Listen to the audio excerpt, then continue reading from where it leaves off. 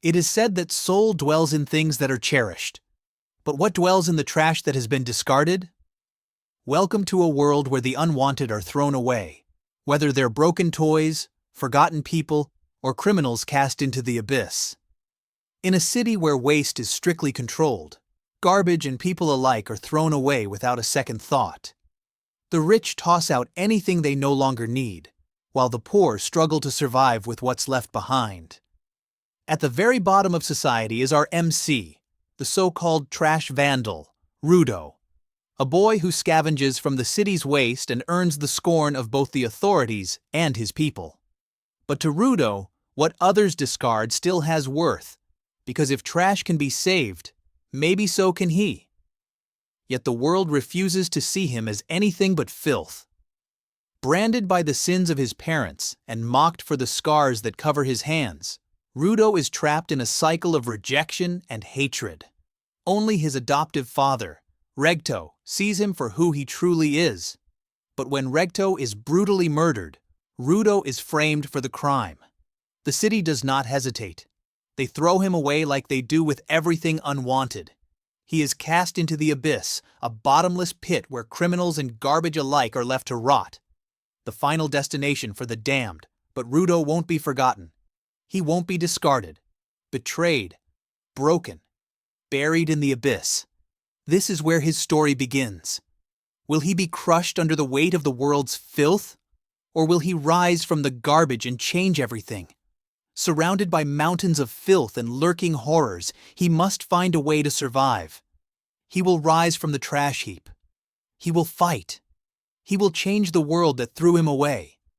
Get ready for a dark, high-stakes journey of survival, vengeance, and the battle for a world that throws people away. A little girl cries over her torn, stuffed toy. Her mother dismisses it, promising a new one, and the girl quickly forgets. People throw things away without a second thought, just like they do with people. At a waste site, a guard catches a figure rummaging through the garbage. It's the notorious trash vandal, Rudo, a boy from the slums who collects discarded items and spreads garbage around town. He escapes, but word spreads. In a nicer part of town, a man named Regto gets dirty looks. He's a tribe folk, someone who lives in the rundown part of town. The slums, home to outcasts and criminals, blame Rudo for stirring trouble. They look down on him for being the son of a murderer. Even so, Chiwa is an exception. She remains optimistic about MC, believing that he's nothing like his parents. Rudo is both flustered and touched. Rudo had salvaged the same stuffed toy the little girl lost, fixing it for Chiwa. But before he can give it to her, she's called home. He returns home to a shabby-looking place. There, he's greeted by Regto. The man took him in when Rudo was abandoned as a kid, and Regto has raised him since. Regto scolds him for what happened last night. He knows Rudo is doing it partly for the money, so he tells him to stop worrying about it. Rudo is only a kid, so he should leave it all to the grown-ups. The pair aren't related by blood, but they consider each other family. They only want to look out for each other. Regto starts teasing him about Chiwa, but it's cut short when the man notices a fresh wound on Rudo. He fixes it up for Rudo and offers to change the rest of the bandages on Rudo's hands. With his gloves off, the markings on Rudo's hands are very visible. The scars on Rudo's hands were a painful inheritance from his parents. Regto gave him the gloves as a way to cover them up. Regto lectures Rudo about his trash-collecting hobby, wanting to put a stop to it. Regto warns Rudo about the abyss, a pit where criminals are discarded like trash. Rudo's father was among these criminals. The two go back to bickering back and forth about Rudo's thing with Chiwa, unaware of the strange figure right outside their place. The next day, Rudo heads to Chiwa's house, but pauses at the abyss, where another criminal is cast down. Chiwa finds him and reminds him she never wants to see him end up there. Rudo finally gives her the stuffed toy before running off in embarrassment. On his way home, he bumps into a masked person. It's the same strange figure as last night. Thinking nothing of it, he rushes back. He finds Regto dying, a sword in his chest while lying in his pool of blood. Barely alive, Recto urges Rudo to run. With his last breath, he tells Rudo to change this horrible world they're living in. Guards storm in, accusing Rudo of murder. The town condemns him, and even Chiwa loses faith. As he's thrown into the abyss, he swears vengeance. Falling into darkness, Rudo wakes on a mountain of garbage. Before him looms a monstrous creature, born from the filth of the discarded. This chapter starts with a flashback of Rudo's past as a kid, where he wonders what happens to all the trash and people that get dropped into the pit. Back to the present, Rudo was running away from living things that looked like a lump of trash, so determined to stomp him dead. He kept running away for his life. Stumbling on human bones and getting poisoned by the stench of the air, he started to cough blood, slowly giving up on life when he suddenly remembered Recto. Rudo grabbed a metal pole, ready to fight the mysterious beings, desperate to live. He still has a lot of unfinished business, and until he can all of those, he cannot die yet. From afar, a man wearing a mask watched Rudo fight his way out. Rudo smashed through the trash and beat it. He fell on the ground, but he couldn't move his feet. He braced himself to feel all the trash that was falling to hit him. But to his surprise, none of it hit him, and he spotted the man wearing a mask. The man hit Rudo, which made him cough out some blood, and the man immediately made him wear a mask. Surprised, Rudo asked a barrage of questions, most of which he was shouting. The man told him to keep quiet, but Rudo would not listen, so he too shouted, and blamed Rudo for having the trash beasts find them. After shouting, the man was ready to fight off the beasts, and his umbrella suddenly turned into something different, a weapon. Rudo watched how easily the man defeated a lot of beasts using his umbrella, which the man called Breaker Octashredder, and wiped them all out. Rudo wondered if that was some kind of technology they had here. Curious, he asked the man who he was, and the man took off his mask and introduced himself as Engine, a cleaner. Rudo remembered what Recto told him when he was younger, that things are living too. Recto reminded him that all those are just stories, but he assured Rudo that even though those are just stories, he believes in them. He believes that if you take good care of the things you have, they too will be imbued with soul. Back to the present, Rudo woke up, all chained up, calling out Recto's name. Rudo woke up tied up and getting dragged by the man he just met named Engine who dissed him. Engine then told him, "Is that how you talk to the man who just saved you?" Engine explained to Rudo that he passed out, which is why he tied him up and is now taking him to his next destination. Rudo commanded that he wanted to be untied because he needed to get back up. However, Engine brought it down to him that he could not get back up to the heavens, the celestial world, and that there was no way to get up there. Hearing the man say those words frustrated the angry Rudo. He urged Engine to tell him everything because Rudo thinks Engine knows everything down here and how to get up there, and threatened him that he would not shut up until he gave him answers. Pissed, Engine took Rudo up for the challenge. Engine dragged Rudo and left him at some random place. Shortly, some people came out. They asked Rudo if he was a spherite. They then all rejoiced after learning that they were right. He was a live spherite. It was their first time seeing one that was alive, since every spherite they had found before were all corpses. "This is awful tying you up like this," one of them said. However, after a few moments, Rudo thought that the people were going to release him, but they did not.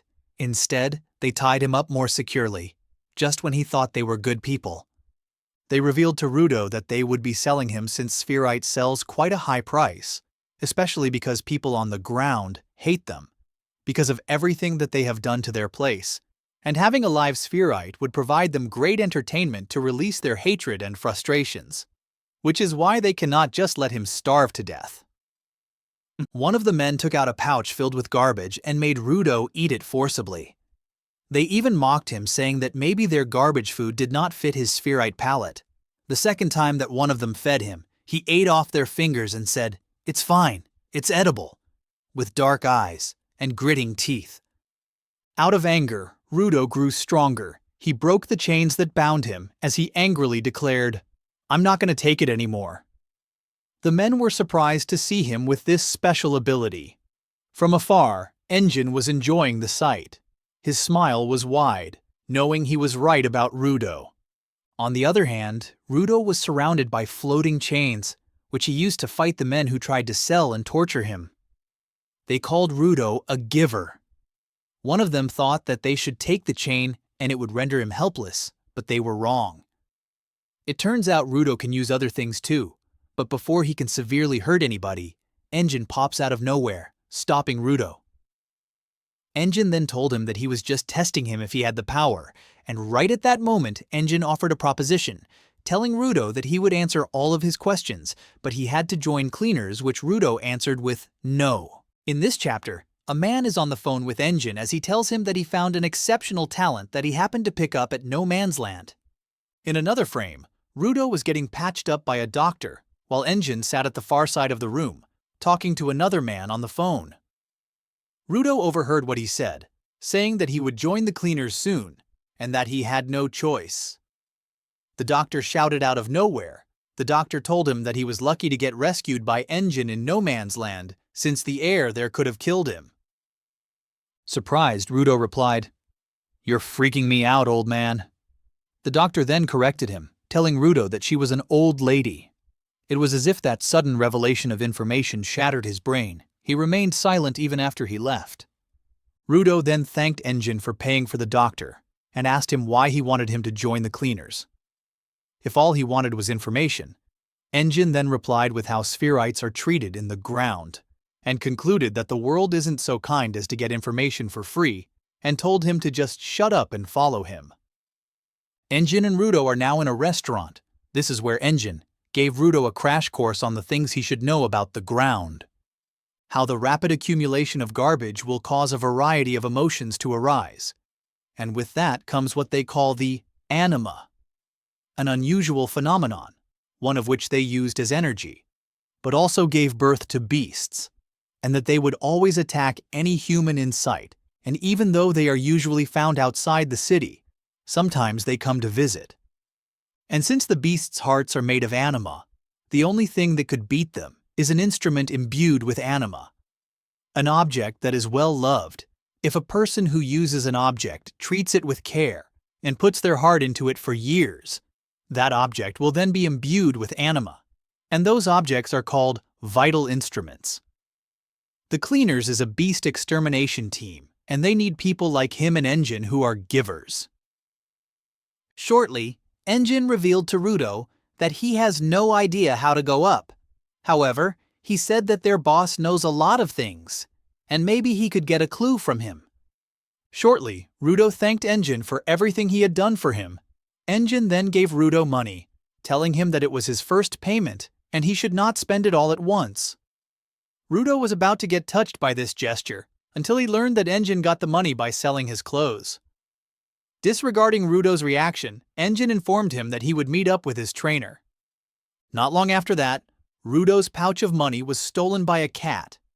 He chased the cat and grabbed the first thing that his eyes laid eyes on, a staff, using it to catch the cat. However, without Rudo's knowledge, the staff had an owner.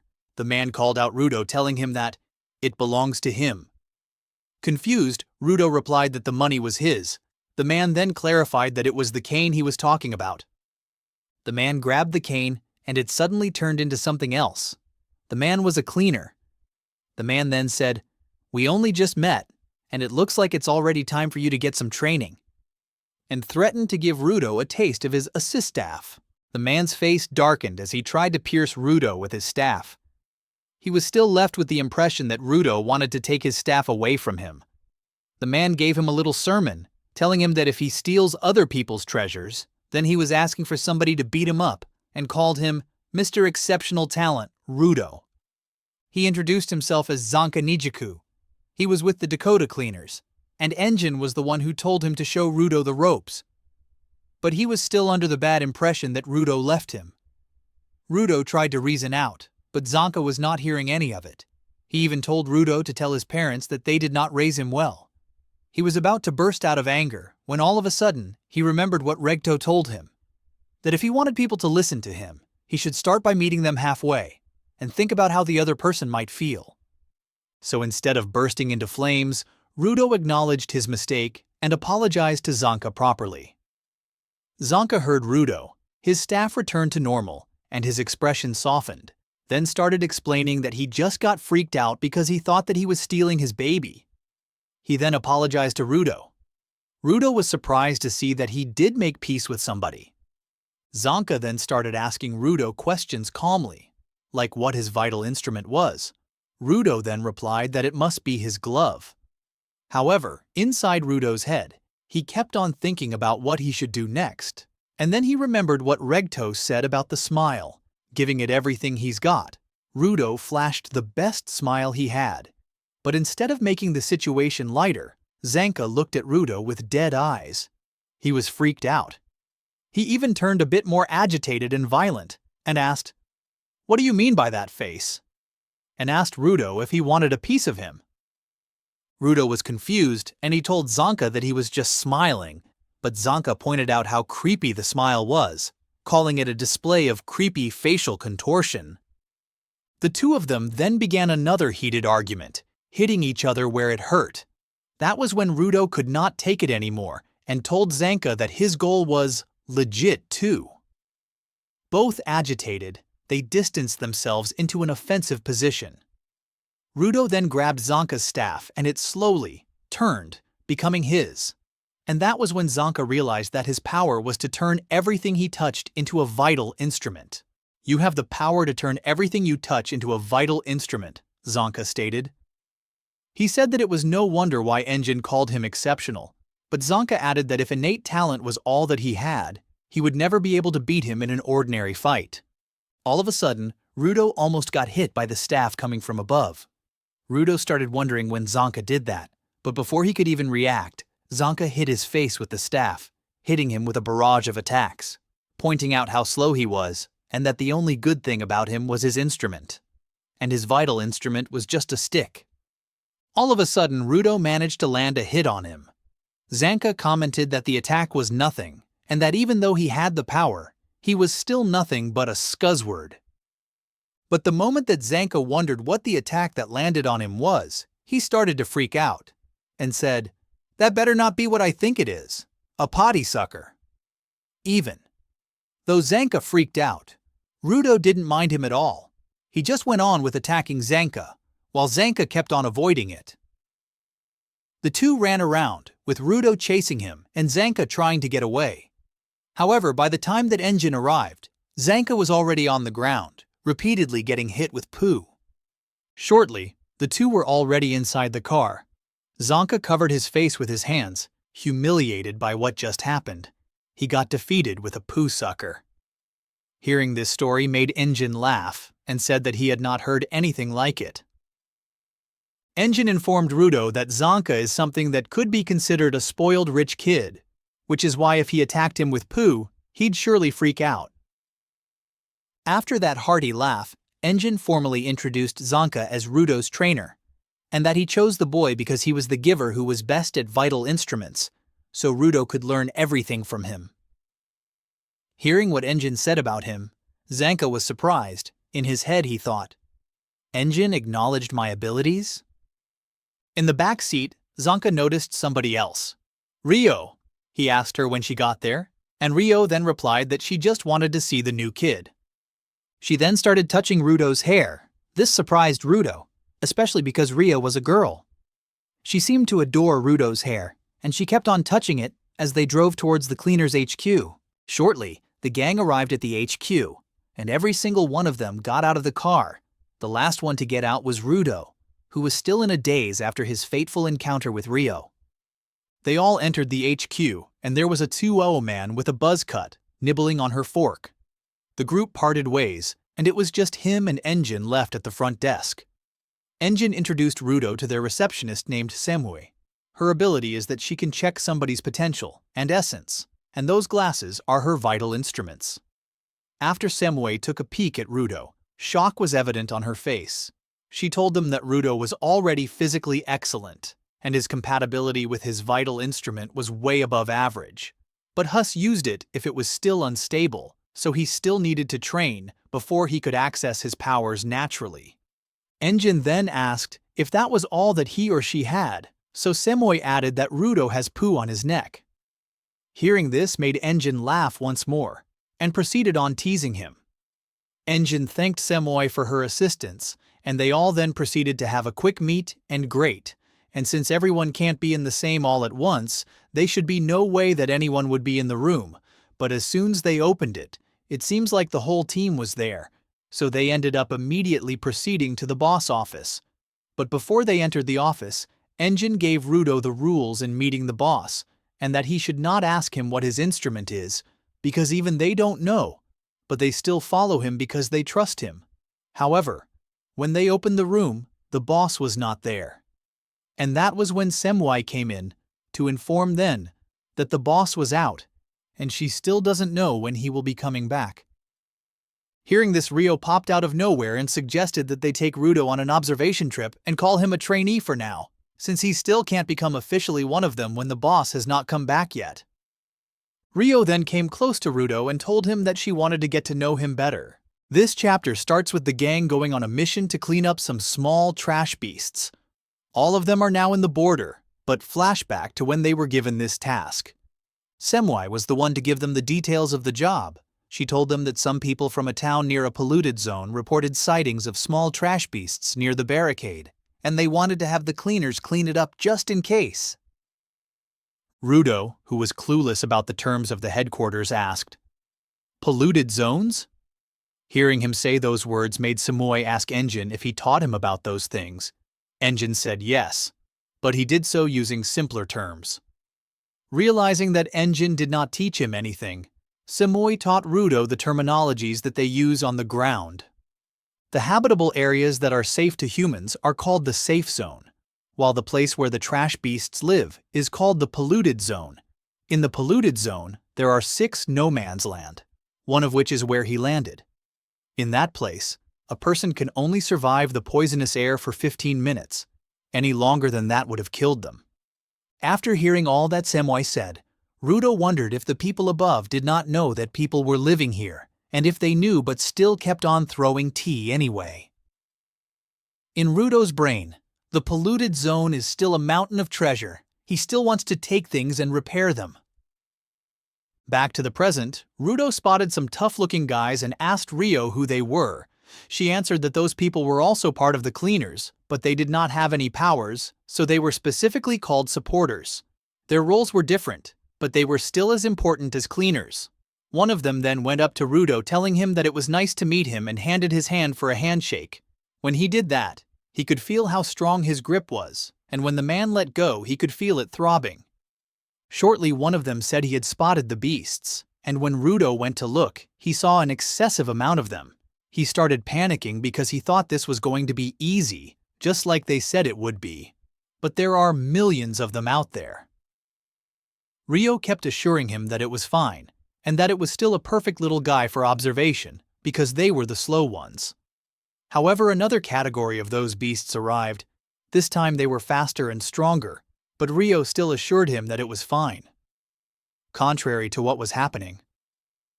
Rudo asked how Rio could keep a calm mind in a situation of life and death. However, Rio answered, "To live here on the ground, it's important to have a calm mind." Then she winked and gave him a thumbs up. Rudo tried to calm his mind out, regardless of all the chaos that was happening around him, and said to himself, "It's fine," and gave a thumbs up until an extra large trash beast arrived. Rio then said, "This is not fine," and readied herself to combat while saying, "I have never seen such a slick trash beast before." But for her, it's still exciting to go against big tough guys, even if this is not fit for an observation activity. Rudo, on the other hand, was left dumbfounded, with his thumb still up. Rio stood in front of the trash beasts and took out her scissors. She then tossed it in the air and it turned into a bigger one.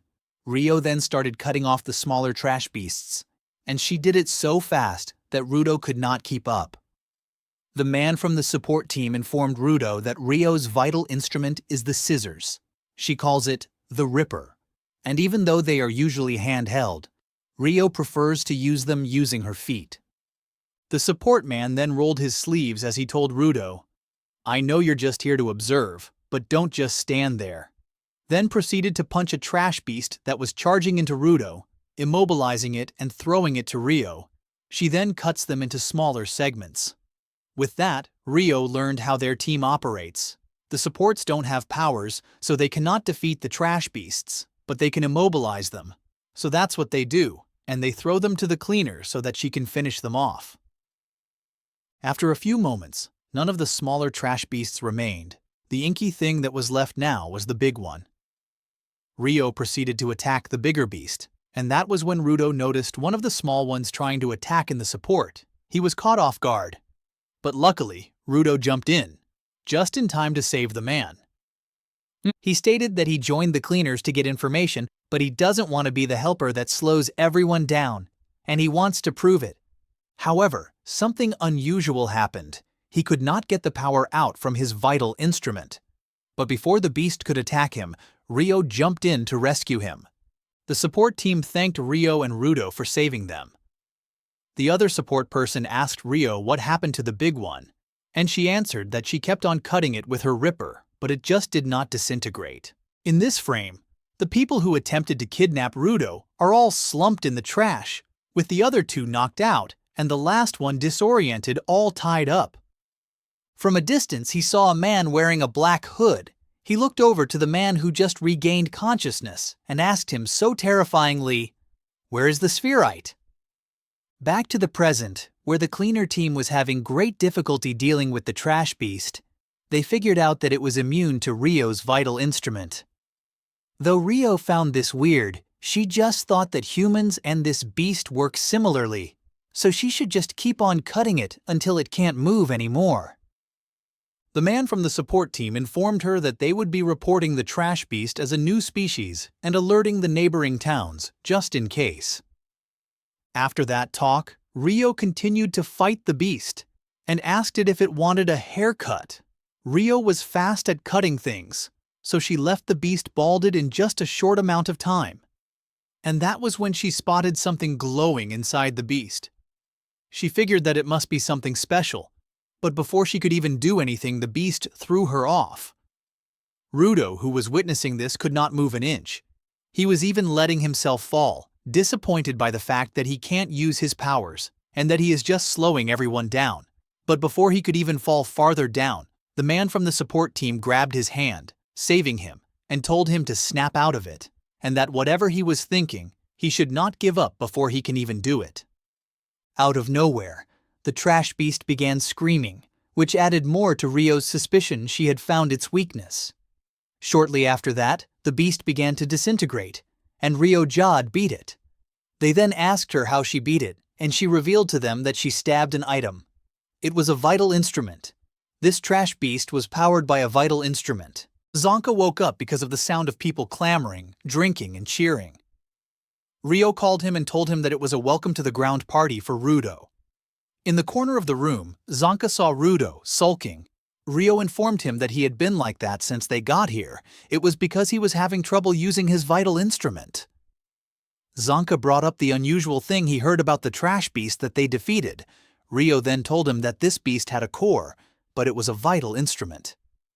They all were creeped out upon learning this information, so they decided to let the people in charge handle it, which is why Semue and Engine are having a meeting as of the moment, and that the both of them will be here after they are done.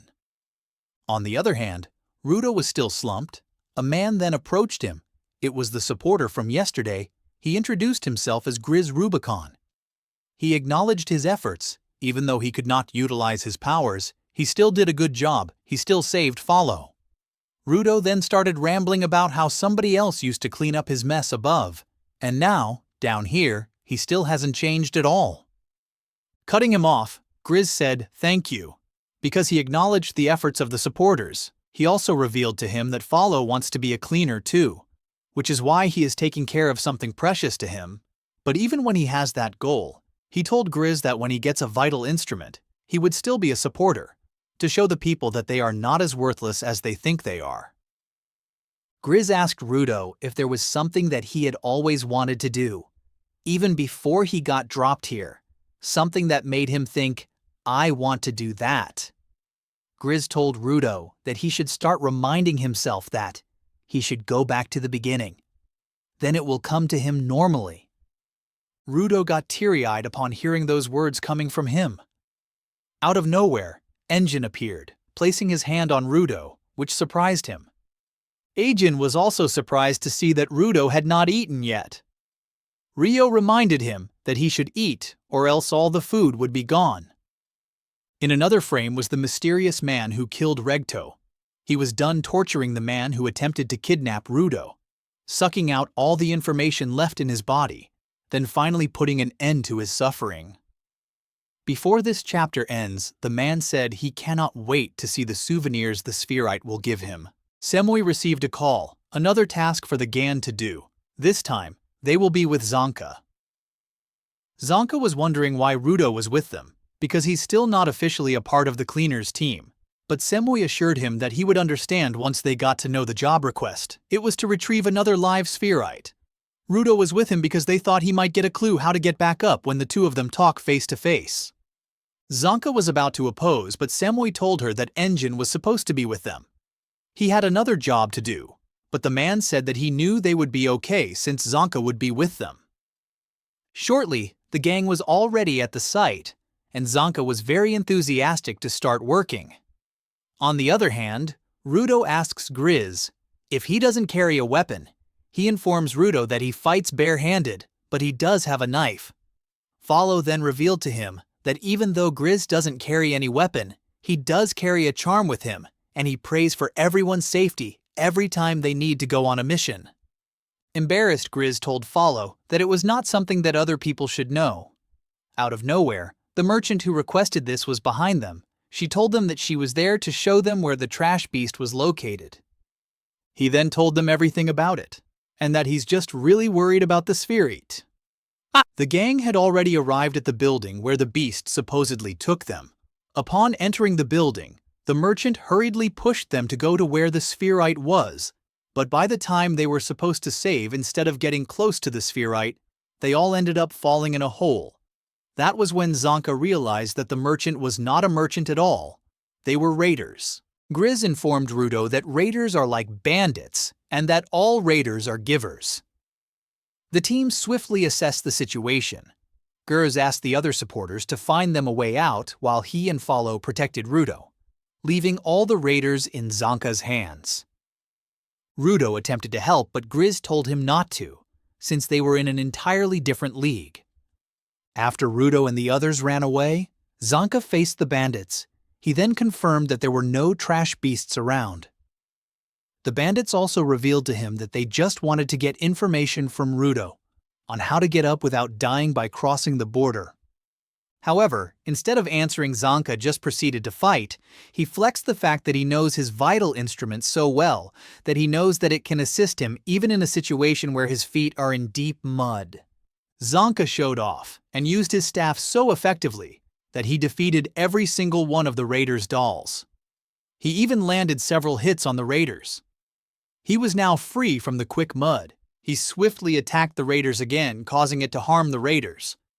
By the time he thought that he had defeated them, one of the raiders appeared behind him, saying, "Then I guess the same goes for you." Grizz and the others found a stairs leading upstairs. He thought they should call Zanka, but he heard some noises which made him think that he was already finishing up. He then saw a figure of a man come up to them, but it turned out that it was not Zanka, but another man. With a swift move, he was already behind Rudo. He said, "You're the one, the giver from Sphere." Then with a flash of an eye, he ruined the exit. The supporters declared that the boy was with them, and they would not let anyone take him away. They asked the man where Zanka was, but instead of listening to Grizz, the man proceeded to talk to Rudo, telling him that he knew someone who would love to talk to him, which is why he should go with him. The man grabbed his gas mask, telling him that he didn't need it because there were no trash beasts there. Rudo asked the man about Zankadge man, informed him that he did not kill Zanka, but his poison might be too strong for him, and once again forced Rudo to come with him. However, before he could do anything, the supporters charged at him, but the man was too strong for them. Grizz then stood in front of them, saying he would protect his team and their worth. Rudo reminded him of what Grizz told him, that he couldn't fight them barehanded, but everything was too late. Grizz was already dead. Rudo watched how Grizz was torn apart in front of him. His thoughts went back to the time when he was younger. Regto saw him banging his head on the wall. Thankfully, Regto caught him and was worried about his actions. He told Regto that there was just something inside him that was eating him up.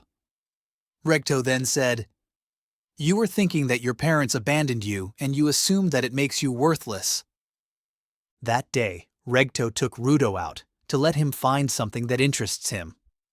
While the two of them are outside, tried a bunch of things, but it seems like Rudo is disinterested in everything. The two of them were on their way home when all of a sudden, Rudo spotted a man throwing out something. He then asked Regto what it was, and Regto replied that it was just the normal folks throwing out their trash.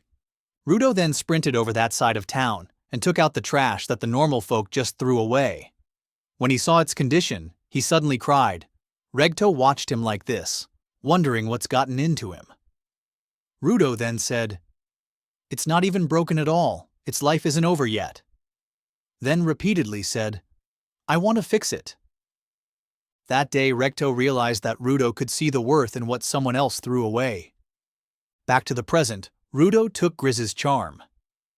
It was then that Grizz realized why he couldn't use his vital instrument before, because his power was not to turn everything he touches into a vital instrument, but it's the power to find the worth in everything he touches and draw out their full potential. The man was amazed to see Rudo's vital instrument, an evil eye ornament. He said, "I cannot wait to see how it works." Rudo thanked Grizz for making him remember his roots. "I reject everything you say and accept everything you reject, and therefore, I'm gonna kick your ass," Rudo said. The man introduced himself as Jabberwonger. He said that he wanted to play with him before he took him home. Shortly, the two declared a match.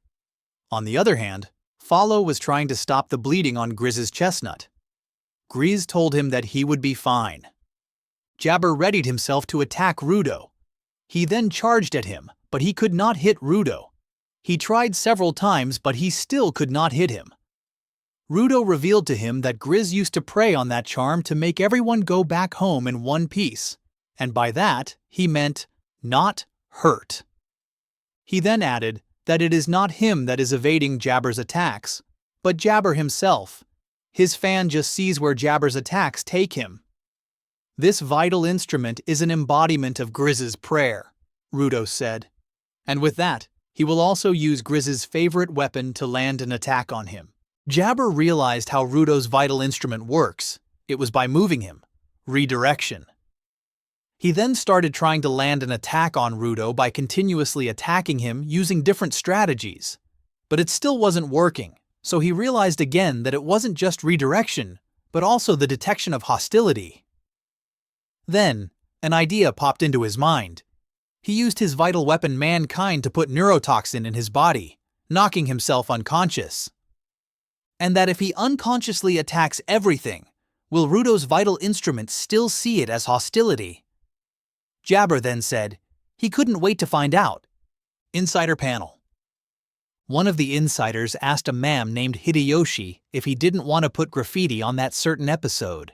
Hideyoshi then answered that he would put it, but everything was too late because the insider already passed his panels. Boomerang panel. A character screamed, "We are not underground, this is the surface." Another character screamed, "What's up with that face? Are you mocking me, you scumbag?" Then another character screamed, "I'm an old lady." This panel is a compilation of shouting. There sure is a lot of screaming from the guys in the underworld. The sight that Rudo saw was very terrifying. Jabber seemed like he was not human anymore. His veins are twitching and he keeps on screaming so loudly, his eyes turned white, as if he was unconscious, then blindly charged at Rudo. Rudo tried using his vital instrument to redirect Jabber's attacks, but it wasn't working. He was even almost caught up in Jabber's claws, nearly ending his life. Panicking, in the next attack, Rudo grabbed Jabber's claws and threw him. At that moment, he remembered what Jabber said before he inserted poison into his own body. This feels nasty as ever. I haven't felt this good getting banged up in a long time. A word popped into his mind. Jabber, what they call a super masochist, and he doesn't know how to defeat someone like that. Shortly, Jabber got back up again and charged at Rudo. This time he did not know how to avoid, and all of a sudden Zanka's weapon intervened. Zanka was still alive and announced how seriously grossed out he was, then added, "How can you play with a pipsqueak when you haven't beaten me yet?" Zanka then ordered Rudo to step aside, because he was going to teach the man a lesson. Rudo pointed out how Zanka wasn't looking good, but he just replied to him by saying, "Do not underestimate what normal people can do, Mr. Genius." He commended Rudo for finally being able to use a vital instrument properly. However, Rudo informed him that his vital instrument now doesn't work on Jabber because the man has completely lost his mind and that all he can do is dodge.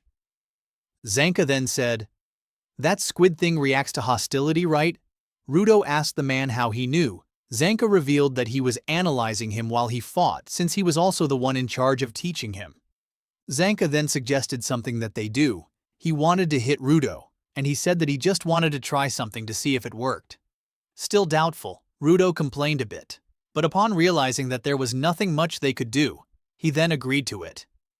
Zanka showed hostility towards Rudo, right after Jabber charged for an attack. Zanka then reached for Jabber using his stick, and Rudo's vital instrument redirected the both of them. Their idea works. Zanka repeated the same show of hostility over and over, and every time, he kept succeeding in hitting Jabber. Although Rudo freaked out at the hostility that Zanka showed towards him, Zanka also told Rudo to be gentler when redirecting them. He too almost started another squabble mid-fight, but there was nothing much he could do. They still worked well together, because this move was the one that worked against their common enemy. In this chapter, Jabber was slumped on the floor, unable to move. Zanka too fell, relieved that it was finally over. He could not move anymore, and what they did was tough. On the other hand, Rudo's vital instrument started falling apart. He was shocked to see it crumble since it was Grizz's amulet. Rudo was tranced because he did not do anything and it just fell apart. Zanka thought that maybe the vital instrument had a time limit, but that was not it. Rudo started acting weird, blaming himself. He started sweating and shaking, and then eventually he passed out. Zanka saw a claw mark on Rudo's back, and as if on cue, Jabber got up. He was still alive. This shocked Zanka. "We've played too much," Jabber said. Zanka asked Jabber how he was still fine. He then revealed to him that his right claw does magic. It makes the pain go away if he gives the right amount of toxin. And that claw that he uses, he only used if he truly wants to kill someone. And as for Zanka, his poison would only last for 30 minutes. So Jabber pricked him again. Jabber then took Rudo. He said that he would have to achieve his original mission, or else everyone would be mad at him again. Carrying Rudo, Jabber jumped his way out of the building. Rudo, on the other hand, was conscious, but he could not move, nor speak. However, Jabber got a little confused because he went outside the building when he should have been inside. Rio spotted him, and he spotted Rio, but before he could even react, Engine pierced his umbrella through him, saying, "The audacity to wreak havoc." He had a very serious look on his face, and behind him were a new set of strong-looking people, ready to charge any moment when there is a need for it. And to close off this panel, Engine declared, "Looks like this needs a good cleaning." That's Gachiakuta, chapters 1 to 20 for you. Let us know what you think of this recap by dropping a comment. Leave a like and subscribe for more. See you again here on Anigo.